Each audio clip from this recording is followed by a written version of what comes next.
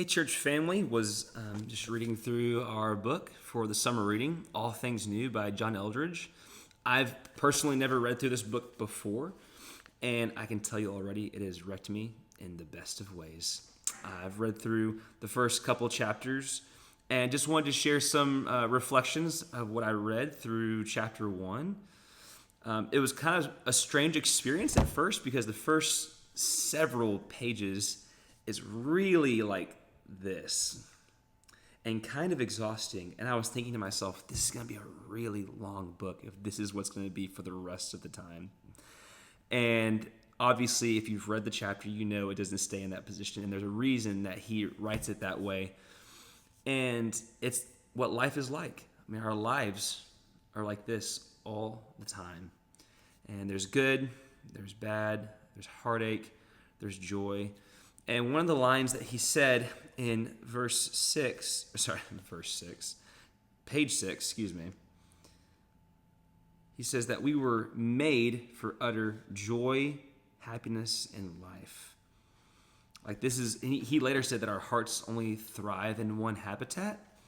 And I was like, man, like this is what we were created for, but we're not experiencing this because of what happened in Eden and because of the brokenness of the world around us. But because of what Jesus has done, we have access to this life that is abundant, this life that we can be able to experience joy and happiness and life to the fullness at any point. And I was just thinking about what's holding me back from experiencing that. Obviously, we're still in our flesh and still struggle with sin.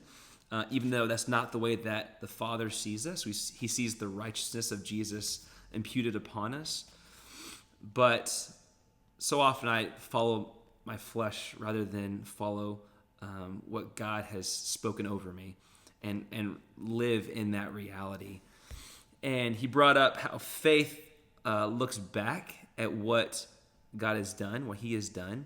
And that's where our faith comes from in the past. And then in the moment, he's given us everything we need to love in the moment. And then hope, which is where I feel like the rest of the book is going to continue to really settle in, is looking forward.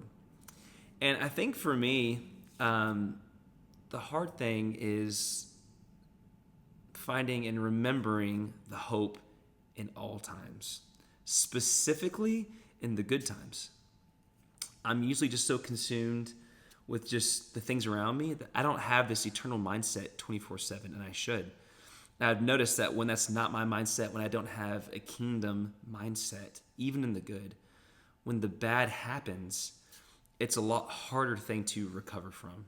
It's more challenging to bounce back. And so that was a big challenge for me, was to be, as often as I possibly can, be thinking with a kingdom mindset, an eternal mindset with the people around me, whether it's at work or family or at a coffee shop, be thinking about these things and thinking that everyone has an eternity and all of us put our faith and hope in something. And so if I can keep that kingdom mindset, no matter where I am, I can start and have those conversations with people that need to hear the hope of Jesus. And so I'm excited to read the rest of this book and just hopefully just feel filled up and be able to tap into this hope that we have, this abundant life 24/7. And I hope that you enjoy the reading as well. And as you continue to follow along with us through the summer, I look forward to more videos next week, and we'll see you soon.